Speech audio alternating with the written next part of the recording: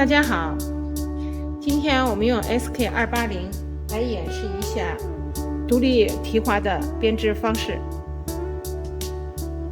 这是我用普通的提花花卡制作的独立提花花样的样片。我们今天就用 SK280对这个花样的操作进行演示。接下来我们来设置机头，主凸轮杆圆圈位，侧凸轮杆圆圈位，持针凸轮杆 II 位，浮雕杆圆圈位。机头的这种设置称之为平针设置。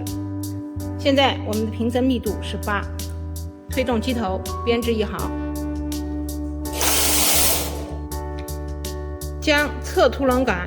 推至三角位，取提花花卡正面面对我们的这一面插入卡槽，转动旋钮，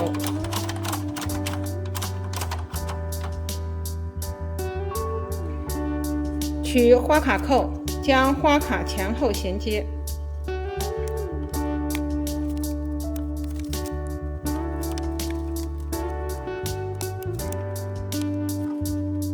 将花卡旋至起针位，将花卡锁定杆拨至圆圈位，推动机头编织1行。接下来我们进行机头的设置，密度调大1格，主凸轮杆拨至 F 位。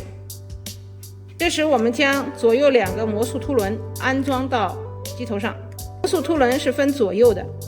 将侧凸轮杆拨至圆圈位，将魔术凸轮卡在滑槽上，安装在侧凸轮后端的这块铁片上，旋紧旋钮。右侧的魔术凸轮安装方式相同，将侧凸轮杆拨至圆圈位，旋紧旋钮，将2侧的侧凸轮杆拨至三角位，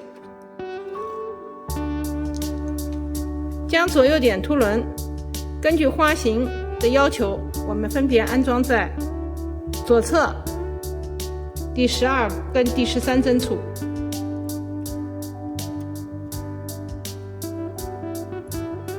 右侧在第21针处、21和22针处交接处。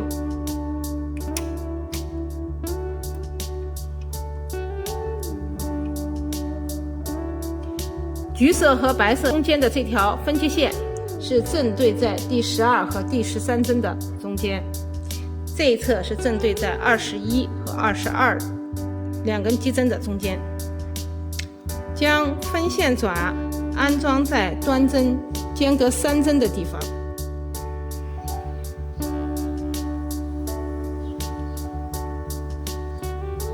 左侧也是一样。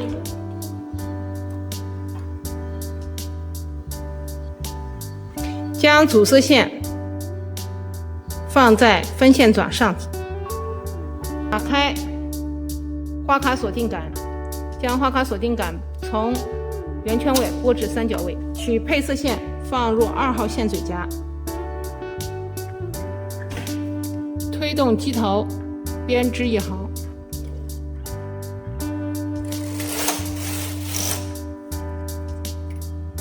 配色线在分线器下端，主丝线在分线器上端。我们取配色线，将配色线挂至旁边第13针的针钩内，不要进行编织，仅只是挂住。推动机头编织1行，右侧同理，将色线配色线挂至第22针处，挂进去，但不编织。推动机头编织1行，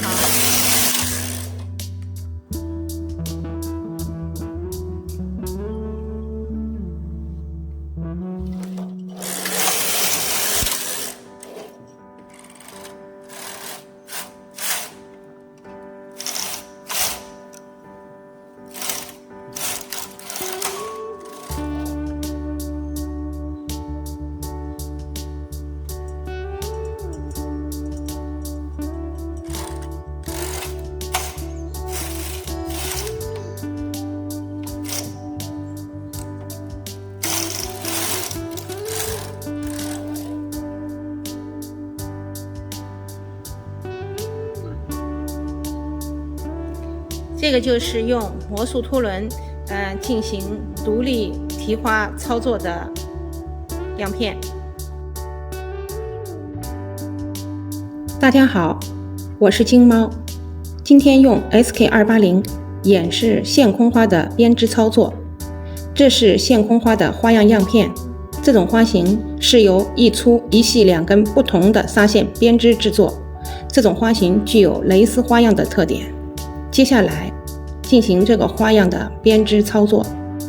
首先设置机头，主凸轮杆圆圈位，侧凸轮杆圆圈位，持针凸轮杆 II 位，浮雕杆圆圈位。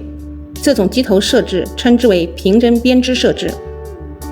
推动机头编织一行，机头两侧侧凸轮杆拨至三角位，取花卡放入卡槽中，旋转旋钮将花卡送入花卡槽，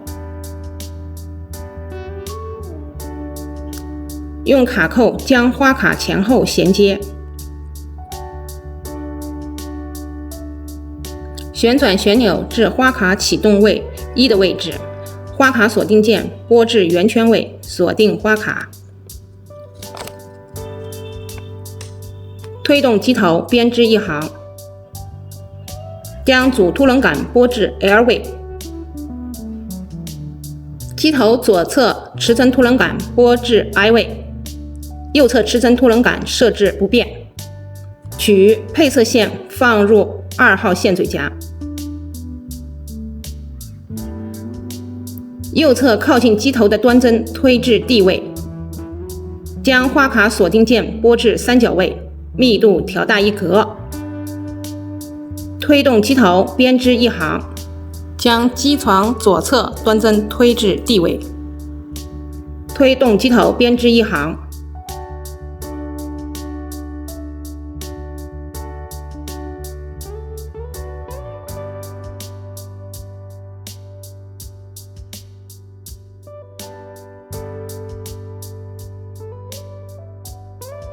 持续上述操作，编织至所需行数。